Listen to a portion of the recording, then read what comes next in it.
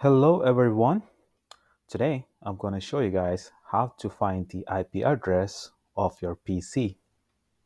Actually, I'm going to show you guys two different ways to find the IP address. So let's get right into this. All right, let's go to start and type in CMD and the prompt should show up. Let's open that up.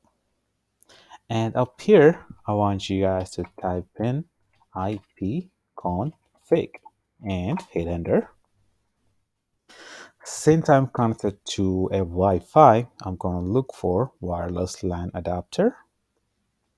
And if you look down where it says IPv4 address, and to the right will be my IPv4 address. All right, that's the first method to find the IP address. Next, I'm going to show you guys the second method to find the IP address. All right, let's go to start again and type in settings. And let's open up the settings app. Next, I'm going to go to network and internet. Since I am connected to Wi-Fi, I'm going to hit properties up here. And I'm going to scroll down and where it says IPv4 address, right next to it will be my actual IPv4 address.